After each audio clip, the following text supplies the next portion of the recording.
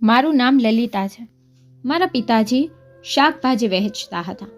મારા પિતાના શાકભાજી તાજા અને સારી ગુણવત્તાના હતા. તેથી મોટાભાગના લોકો મારા પિતા પાસેથી શાકભાજી ખરીદવાનું પસંદ કરતા હતા. તે તેના શાકભાજી અમારા ઘરે પણ લાવતા હતા, પરંતુ તે ક્યારેય કોઈને તેની શાકભાજીની રેકડી નજીક જવા દેતા ન હતા.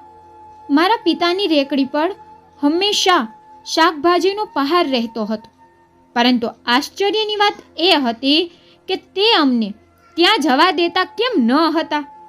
જ્યારે મારી મા તેને આ વિશે પૂછતી તો તે કોઈ જવાબ ન આપતા અને ચૂપ રહેતા.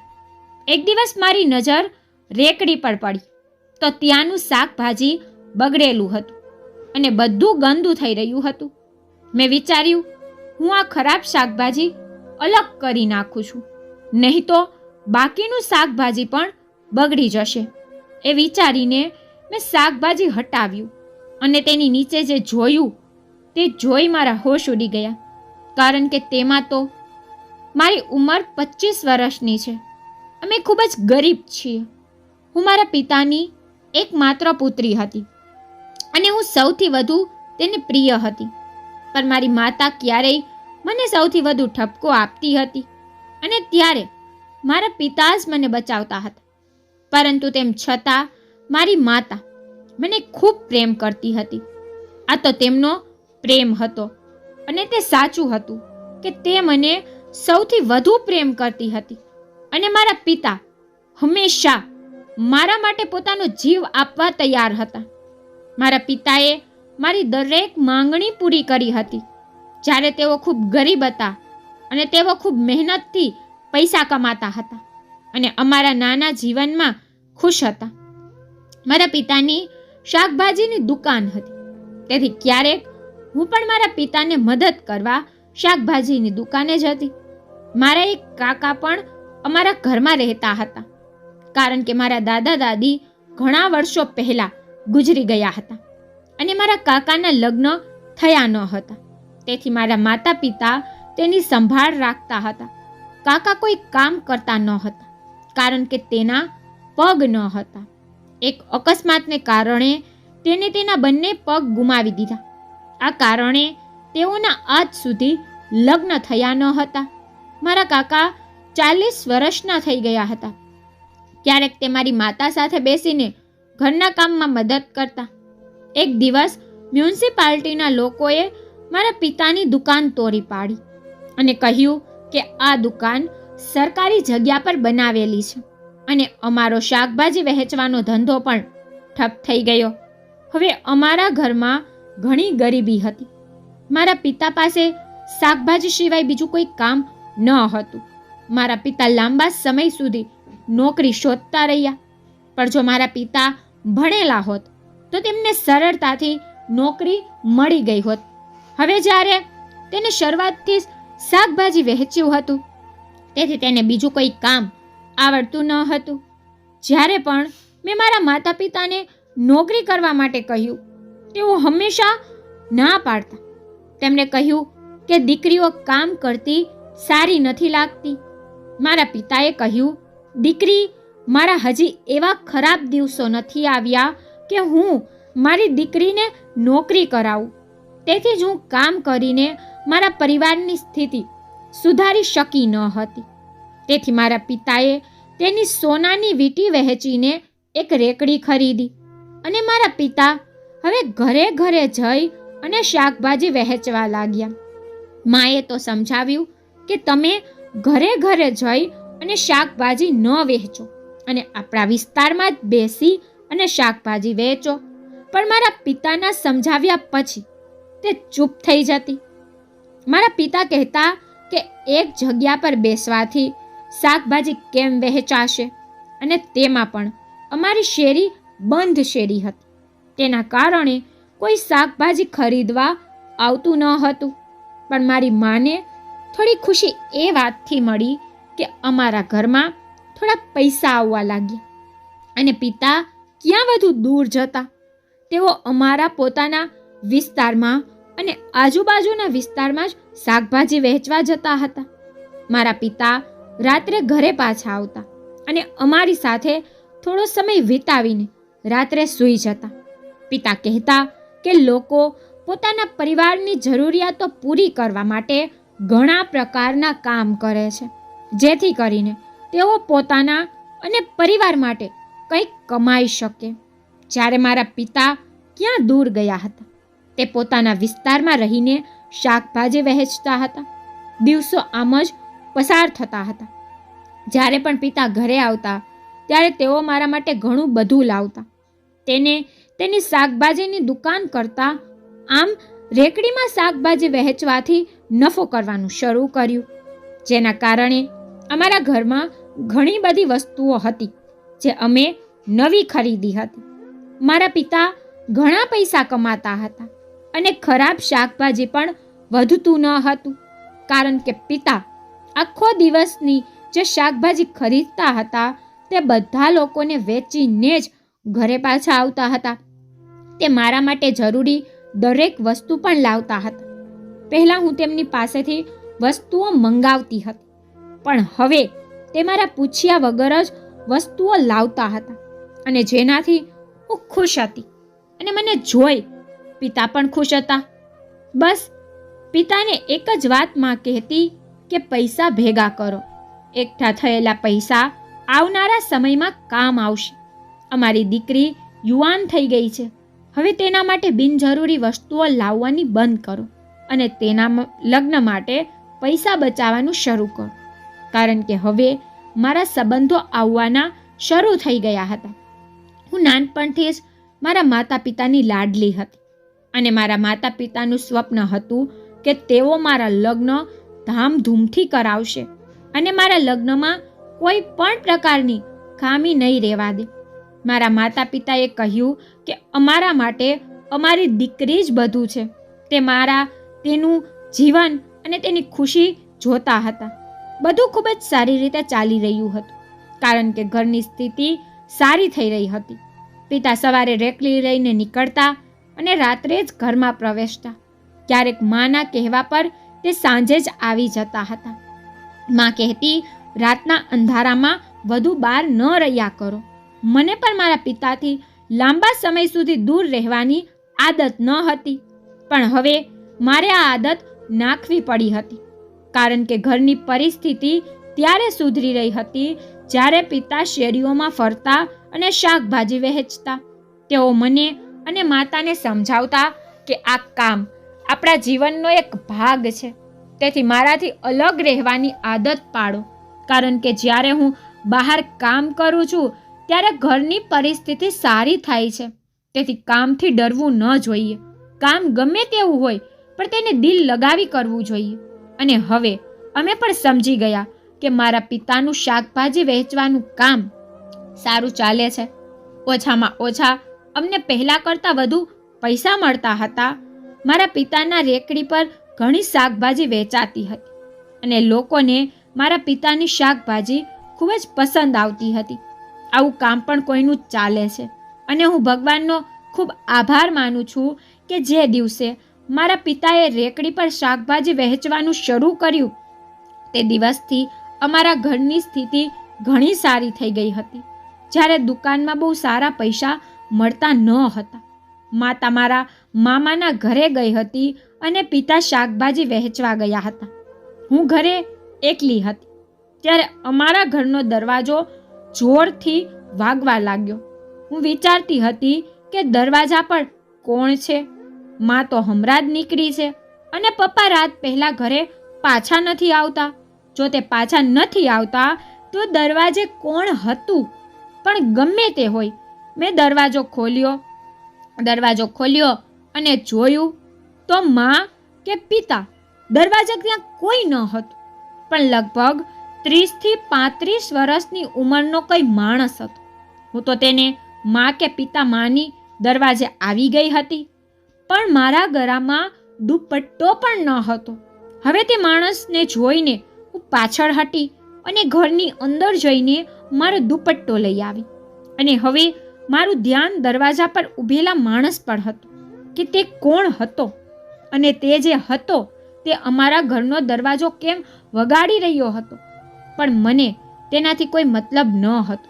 મેં તેની વાત સાંભળ્યા વિના જ કહ્યું કે મા કે પિતામાંથી કોઈ ઘરે હાજર નથી. તમે જે પણ છો અથવા કોઈ પણ કામ માટે આવ્યા છો, કૃપા કરીને પછી આવો. મેં આટલું જ કહ્યું અને દરવાજો બંધ કરવા લાગી. ત્યારે તે માણસ કહેવા લાગ્યો, દીકરી, એકવાર મારી વાત સાંભળ. મને ખબર ન હતી કે તે માણસ શું કહેવા માંગતો હતો. હું પેલા માણસની વાત સાંભળી અટકી ગઈ અને તેની સામે જોઈ તેની વાતો સાંભળવા લાગી. જ્યારે તે વ્યક્તિએ કહ્યું કે હું તારા પિતા સાથે કંઈક વાત કરવા આવ્યો છું, હવે તે અહીં નથી, મારે તેને કેટલીક વસ્તુઓ આપવી છે. મેં કહ્યું, તમારે જે વસ્તુઓ આપવી છે તે મને આપો. હું તે વસ્તુઓ મારા પિતાને આપી દઈશ અને તમે તમારું નામ પણ જણાવો, જેથી તે તમને ઓળખી શકે.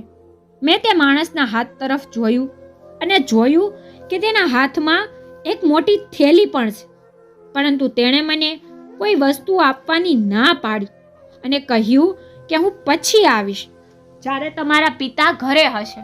મને થયું કે કેવો વિચિત્ર માણસ છે. એમ વિચારીને મેં દરવાજો બંધ કરી દીધો. આજ પહેલાં અમારા ઘરે આવું કોઈ આવ્યું ન હતું અને મને એટલી તો ખબર હતી કે તે ના અમારો સંબંધી હતો કે ના મારા પિતાનો મિત્ર હતો. મેં આ વ્યક્તિને આજે પહેલી વાર જોયો હતો, તેથી મને ખબર ન હતી કે મારે શું કરવું જોઈએ. પછી મેં આ વાત પર ધ્યાન ન આપ્યું અને વિચાર્યું કે જ્યારે મા કે પિતા ઘરે આવશે ત્યારે હું આ માણસ વિશે કહીશ. પણ થોડા સમય પછી જ્યારે મા ઘરે આવી ત્યારે મને યાદ આવ્યું કે એક માણસ ઘરમાં આવ્યો હતો અને પિતાને કેટલીક વસ્તુઓ આપવાની વાત કરી રહ્યો હતો. મેં આ વાત માને કરી તો તે કહેવા લાગી, તારા પિતાનો કોઈ ઓળખીતો હશે, તારા પિતાએ તેની પાસે કંઈક મંગાવ્યું હશે જેથી તે આપવા આવ્યો હશે. મારી માતા પાસેથી આ સાંભળીને મેં થોડી રાહત અનુભવી, નહીતર મને લાગી રહ્યું હતું કે કંઈક ખોટું છે. આ એટલી મોટી વાત ન હતી, પણ ખબર નહીં કેમ મારા દિલની અંદર હું એટલી ગભરાઈ રહી હતી અને એવું લાગ્યું કે કંઈક ખોટું થવાનું છે. પરંતુ મારી માતા પાસેથી આ સાંભળી મેં થોડી રાહત અનુભવી.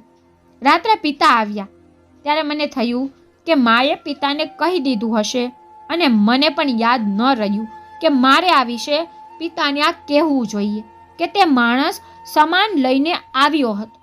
પપ્પાને ખાવાનું આપીને હું પણ સૂઈ ગઈ અને બીજા દિવસે જ્યારે હું જાગી ત્યારે પિતા પણ શાકભાજી વહેંચવા ચાલ્યા ગયા હતા. પહેલાં જ્યારે હું ફ્રી હોતી ત્યારે હું મારા પિતાની દુકાને જતી અને શાકભાજી વેચતી. આ રીતે મારો સમય પસાર થતો હતો. પણ હવે હું મારો સમય પસાર કરી શકતી ન હતી, તેથી હવે હું મારી મિત્રના ઘરે જતી હતી. મારી માતાને પણ કોઈ વાંધો ન હતો અને પિતાને પણ મારા તેની ઘરે જવા સામે કોઈ વાંધો ન હતો.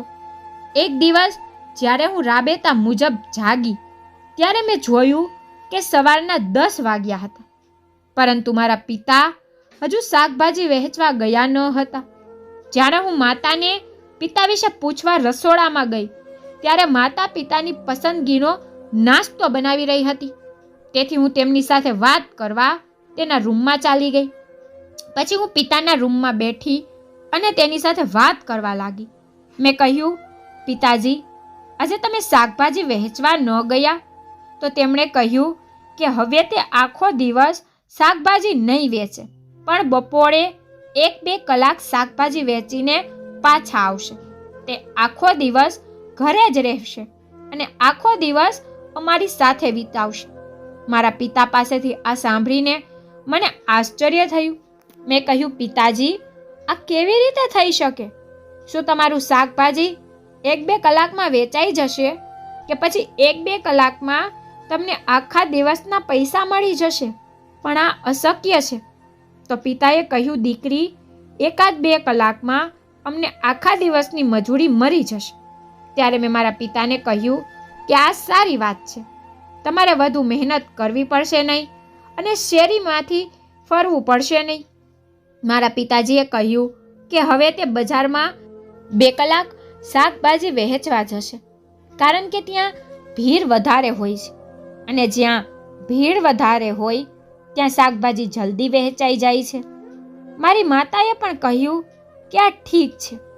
મારા પિતાએ હવે બજારની અંદર બપોરે 2-3 કલાક માટે શાકભાજી વહેંચવાનું શરૂ કરી દીધું હતું. લોકો મારા પિતાની શાકભાજી ખૂબ જ ઉત્સાહથી ખરીદતા હતા. જ્યારે તે બપોરના સમયે શાકભાજીની રેકડી લઈને બહાર નીકળતા, ત્યારે લોકો તેના નીકળતાની સાથે જ થોડી શાકભાજી ખરીદતા અને પછી માર્કેટની અંદર જતા. તે તમામ શાકભાજી પિતાજી વેચીને જ ઘરે પરત ફરતા હતા. તે ઘરે બનાવવા માટે શાકભાજી પણ લઈને આવતા હતા, જે માં બનાવતી અને અમે રાત્રે ખાઈ લેતા. મારા પિતા જે શાકભાજી લાવતા હતા તે ખૂબ જ સારી અને સ્વચ્છ હોતી, બિલકુલ સડેલી ન હોતી. રાતનું જમવાનું હું જ બનાવતી હતી અને પિતાને પણ હું જ પરોસતી હતી. એક દિવસ પિતાજી ઘરમાં રેકડી ઊભી રાખી અને બહાર ચાલ્યા ગયા હતા. મેં વિચાર્યું કે કદાચ તેને કોઈ અગત્યનું કામ યાદ આવ્યું હશે અથવા બીજું કંઈક મનમાં ચાલી રહ્યું હશે. મેં જોયું કે પિતાજી ઘરે રેકડી રાખી અને ગયા છે, તો હું જાતે જ તેમાંથી શાકભાજી લઈ લઉં છું. અને જ્યારે હું રેકડી પાસે ગઈ કે અચાનક પિતાજી આવી ગયા અને તેને મને ચીસ પાડી ત્યાં જ રોકી દીધી. આજે તે મને ગુસ્સામાં લાગી રહ્યા હતા. ખબર નહીં આજે મેં એવું શું કર્યું હતું કે પિતાજી ગુસ્સામાં લાગી રહ્યા હતા. તેનો ગુસ્સો જોઈને મને ડર લાગતો હતો, કારણ કે આજ સુધી ક્યારેય તે આટલા ગુસ્સે થયા ન હતા. આજે પહેલી વાર તેનું વર્તન જોઈને મારી આંખોમાં આંસુ આવી ગયા અને હું ખૂબ જ ગભરાઈ ગઈ.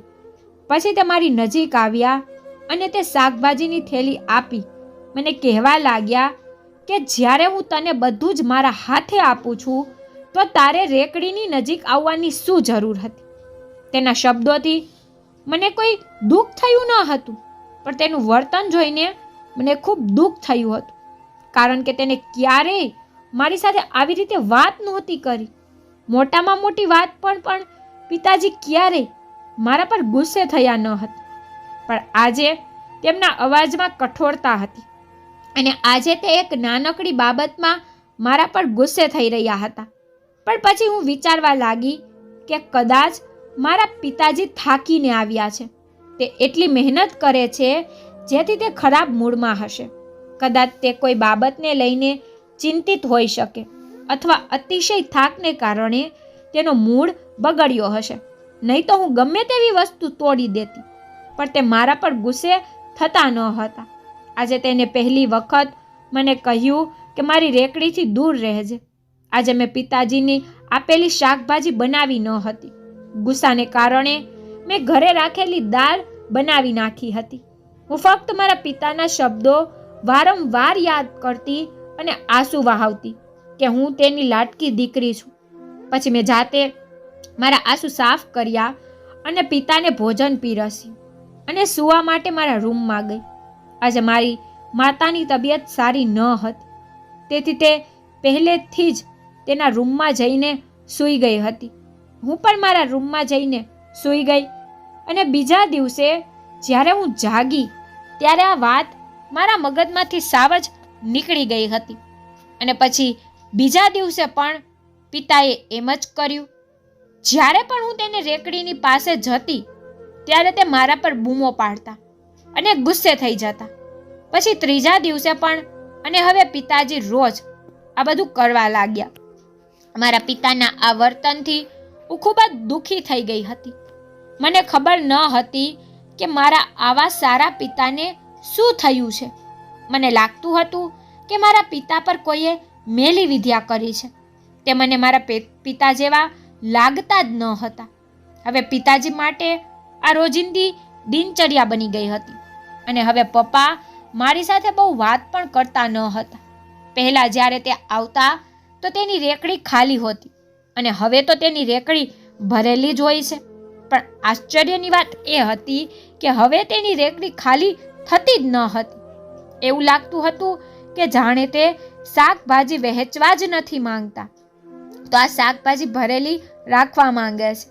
મેં મારા પિતાને પણ 2 વાર પૂછ્યું કે શું તમારું શાકભાજી વેચવાનું કામ બંધ થઈ ગયું છે, અને જો હા તો તમે આ શાકભાજીની રેકડી કેમ લઈને જાઓ છો?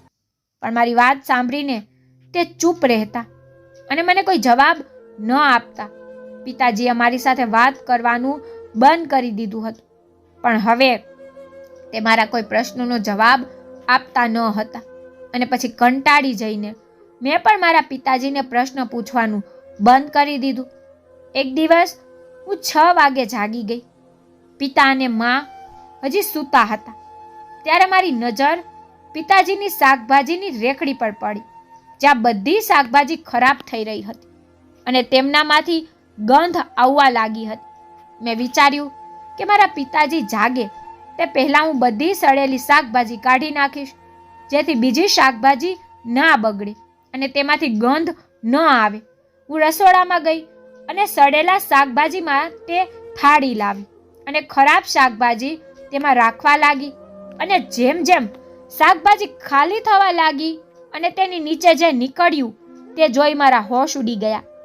મેં જોયું કે શાકભાજીની નીચે પાવડરના પેકેટ પડેલા હતા. તેની ઉપર શાકભાજી રાખવામાં આવી હતી. જ્યારે મેં એક પછી એક બધી શાકભાજી કાઢી ત્યારે આખી રેકડીમાં સફેદ પાવડરના એટલા બધા પેકેટ હતા કે હું તેને જોઈને ચોંકી ગઈ. મેં ઝડપથી એક પેકેટ ખોલ્યું અને તેની અંદર શું હતું તે તપાસ્યું. જ્યારે મેં પેકેટ ખોલ્યું અને સૂંઘ્યું તો હું ચોંકી ગઈ, કારણ કે આ સફેદ પાવડર કંઈ નહીં પણ ડ્રગ્સનું પેકેટ હતું. બાદ જ્યારે મેં બીજું અને ત્રીજું પેકેટ ખોલ્યું તો તે બધા પેકેટમાં ડ્રગ્સ હતા. હું ભણેલી હતી તેથી ડ્રગ્સ વિશે જાણતી હતી, પણ મારી પિતાની રેકડી પર ડ્રગ્સના પેકેટ શું કરી રહ્યા હતા? ડરના કારણે હું રેકડીથી 2 ડગલા પાછળ હટી ગઈ. ત્યારે અચાનક મને કોઈના આવવાનો અવાજ સંભળાયો. મેં ઝડપથી બધી વસ્તુઓ જેમ હતી તેમ રાખી દીધી અને હું રેકડીથી પાછળ હટી ગઈ, જેથી પિતાજીને શક ન જાય કે મને ખબર પડી ગઈ છે કે તેની અંદર ડ્રગ્સ છે. ત્યારે પિતાજીની નજર મારા પર પડી અને તેને મને પૂછ્યું કે તું વહેલી સવારે અહીં? હું તેના આ પ્રશ્નનો કોઈ જવાબ ન આપી શકી. હું અંદરથી ખૂબ ડરી ગઈ હતી, તેથી હું કોઈ પણ વાતનો જવાબ આપ્યા વિના મારા રૂમમાં ચાલી ગઈ અને ડરના કારણે વિચારવા લાગી કે જો પિતાજીને આ વાત ખબર પડશે તો તે મારા પર ખૂબ ગુસ્સે થશે. પણ ડ્રગ્સ અહીં કેમ? શું મારા પિતા ડ્રગ્સ વેચી રહ્યા હતા? નહીં, ચોક્કસ આ કોઈની સાજિશ છે મારા પિતાને ફસાવવા માટે. પણ આ કોઈની સાજિશ હતી તો પિતા મને રેકડી પર જતા કેમ રોકતા હતા? આ શું થઈ રહ્યું હતું? અમારા ઘરમાં મને કંઈ સમજાતું ન હતું. મારે આ વાત મારી માતાને કહેવી હતી, પણ જો તેને પિતાને કહી તો ઉલટું તેઓ મારા પર ગુસ્સે થશે. તેથી મેં વિચાર્યું કે હું આ વાત કોઈને નહીં કહું. થોડા દિવસ આમ જ મૌન રહીને મારા પિતાનું વર્તન જોઉં છું. મારા પિતા ખૂબ જ બુદ્ધિશાળી અને પ્રામાણિક વ્યક્તિ છે. તે જે પણ કરી રહ્યા હશે તે યોગ્ય જ કરી રહ્યા હશે. મને ખાતરી હતી કે મારા પિતા આવું ખોટું કામ ન કરી શકે. આવું કરવા પાછળ એક મોટું કારણ હશે. બસ આ બધું વિચારીને મેં આ વાત કોઈને કહી નહીં. સવારથી શાંત થઈ ગઈ હતી અને પિતાએ મને કંઈ કહ્યું ન હતું. તેણે ઘરે આવીને મને બોલાવીને શાકભાજીની થેલી આપી.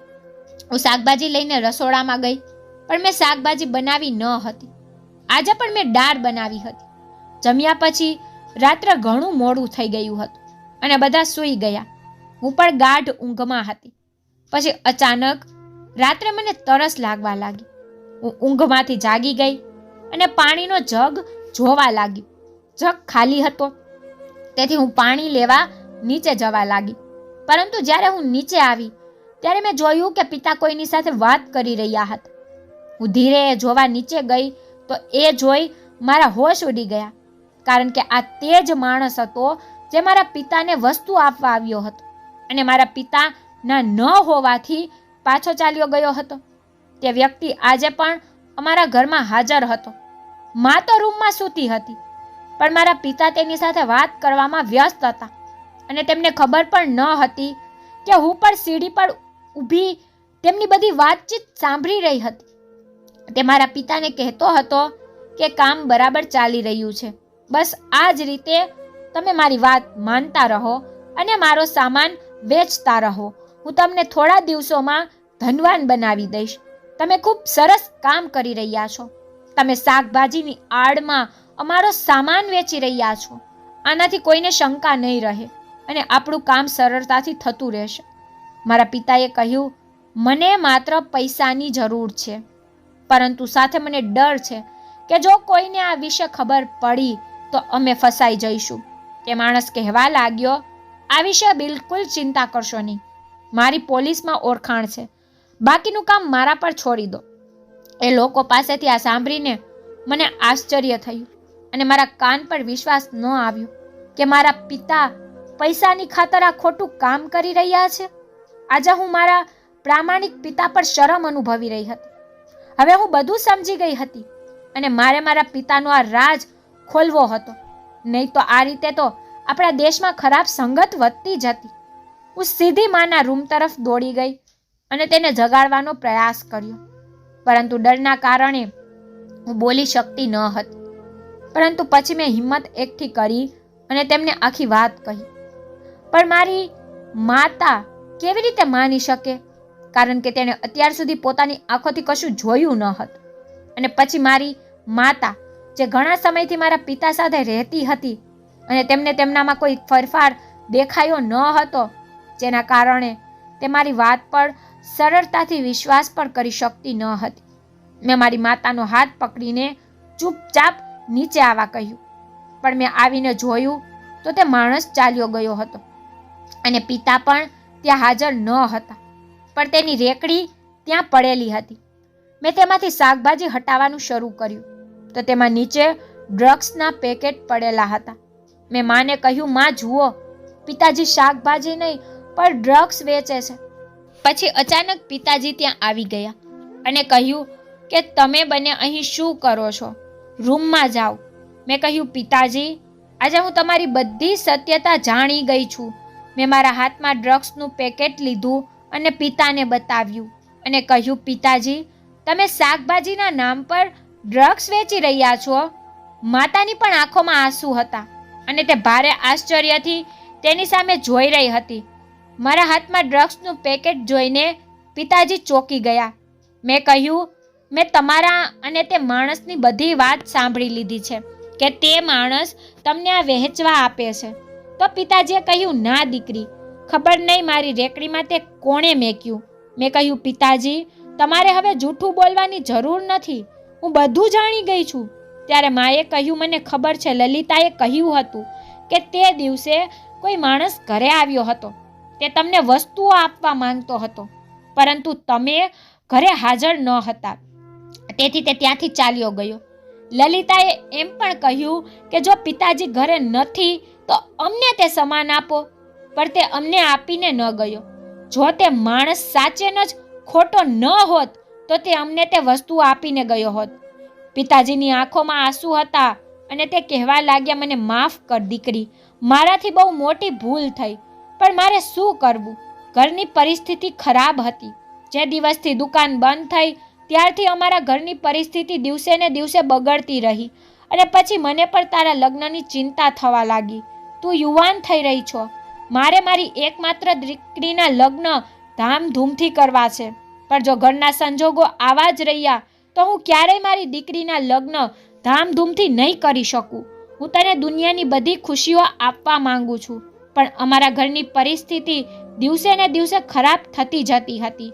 મેં બધી કોશિશ કરી, પણ ઘરના વાતાવરણમાં કોઈ ફેર ન પડ્યો. પરંતુ એક દિવસ શાકભાજી વહેંચતી વખતે આ માણસ મારી પાસે આવ્યો અને કહ્યું કે તમે રોજ શાકભાજી વેચો છો અને હું જોઉં છું કે તમે રોજ શાકભાજી ઘરે પાછું લઈ અને જાઓ છો. આથી સારું છે તમે બીજું કોઈ કામ કરો. હું તને જે કામ કહું તે કામ કરવાથી તમારે મહેનત પણ વધુ નહીં કરવી પડે અને પૈસા પણ સારા મળશે. તમે શાકભાજીના બહાને આ ડ્રગ્સ વહેંચો. જો કોઈ શાકભાજી ખરીદવા આવે તો તમારે કહેવાનું છે કે મારી પાસે તાજો માલ છે, જેને લેવું હશે તે સમજી જશે. તું તેને આ વહેંચી દેજે. આમ કરવાથી હું તને ઘણા પૈસા આપીશ. દીકરી, મને ખબર છે કે મારે આ ખોટું કામ ન કરવું જોઈએ. એ હું સારી રીતે જાણતો હોવા છતાં પણ ઘરની પરિસ્થિતિ સુધારવા માટે મેં આ કર્યું. પણ આ બધું મેં મજબૂરીમાં કર્યું. મેં તને તેથી રેકડીથી દૂર રાખી હતી, જેથી તને તેના વિશે ક્યારેય ખબર ન પડે. પરંતુ સત્ય ક્યારેય છુપાયેલું રહેતું નથી. જુઓ, તને બધું ખબર પડી ગઈ. આમ કહીને મારા પિતા જોરથી રડવા લાગ્યા. મેં મારા પિતાને કહ્યું, જો આપણા દિલમાં ઈમાનદારી છે તો આપણે ઈશ્વરની ઈચ્છાની રાહ જોવી જોઈએ, ધીરજ રાખવી જોઈએ. ધીરજનું ફળ હંમેશા મીઠું હોય છે. મેં મારા પિતાને કહ્યું, તમે તમારું આ ખોટું કામ છોડી દો. જો અમારી સાથે સત્ય છે તો અમારી સાથે બધું સારું રહેશે. પિતાએ કહ્યું, ઠીક છે. આવતીકાલથી જ હું તે વ્યક્તિને ડ્રગ્સ પરત કરીશ અને તેને કહીશ કે હવે હું કોઈ ગેરકાયદેસર કામ નહીં કરું. મારા પિતાએ પણ એવું જ કર્યું. તે માણસને ડ્રગ્સ પાછા આપી દીધા. પણ તે માણસ મારા પિતાને ધમકાવા લાગ્યો કે જો તે મારું આ કામ ન કર્યું તો હું તને પોલીસ પાસે લઈ જઈશ. પરંતુ હું મારા પિતા સાથે આ વ્યક્તિ પાસે ગઈ અને તેને કહ્યું કે જો તે મારા પિતાને બદનામ કરવાનો પ્રયાસ કર્યો છે તો મારી પાસે સબૂત છે અને હું તે પોલીસને બતાવી શકું છું. તો તે માણસ ડરી ગયો અને શાંત થઈ ગયો. મેં કહ્યું કે મેં તારો વિડીયો બનાવ્યો છે. મારા પિતા કરતાં તું વધુ ગુનેગાર છે અને મારા પિતાની સાથે તને પણ સજા થશે. તો તે માણસ ગભરાઈ ગયો અને કહ્યું, ઠીક છે, હું તમારા પિતાને આ કામ કરવા માટે ક્યારેય દબાણ નહીં કરું. મેં કહ્યું, તારે પણ આ કામ ન કરવું જોઈએ. આ એક ખોટું કામ છે. તે માણસ મારી વાતથી ખૂબ ડરી ગયો હતો, કારણ કે મારી પાસે તેની વિરુદ્ધ સબૂત હતા. તે દિવસે મેં સીડી પરથી છુપાઈને મારા મોબાઈલમાં મારા પિતા અને તે વ્યક્તિની વાતચીત રેકોર્ડ કરી લીધી હતી, કારણ કે અમારા ઘરની સીડી પર અંધારું થઈ રહ્યું હતું અને મને મારા મોબાઈલની ટોર્ચ સાથે નીચે આવતા લોકોનો અવાજ સંભળાવા લાગ્યો. મેં તે બંનેનો વિડીયો બનાવ્યો અને આ રીતે મારા પિતા અને તે માણસ બંને આ ગેરકાયદેસર કામનો અંત લાવ્યો અને તે માણસને મેં તમામ રેકોર્ડિંગ બતાવ્યું. તેથી તે પણ ચૂપ થઈ ગયો. અત્યારે હું ભણાવું છું અને અમારા ઘરની પરિસ્થિતિમાં ઘણો સુધારો થયો છે અને મારો સંબંધ પણ પાકો થઈ ગયો છે. આશા છે કે મારા પિતાજીનું મારા ધામધૂમથી લગ્ન કરવાનું સ્વપ્ન સાકાર થાય, કારણ કે હવે મારા પિતાજીએ એક રિક્ષા ખરીદી અને તેઓ રિક્ષા ચલાવે છે અને અમારા ઘરની સ્થિતિ ઘણી સારી થઈ ગઈ છે. તમને જો મારી સ્ટોરી પસંદ આવી હોય તો લાઈક શેર સબસ્ક્રાઈબ જરૂરથી કરજો અને તમને મારી સ્ટોરી કેવી લાગે છે તે મને કમેન્ટમાં જરૂરથી કહેજો. Thank you.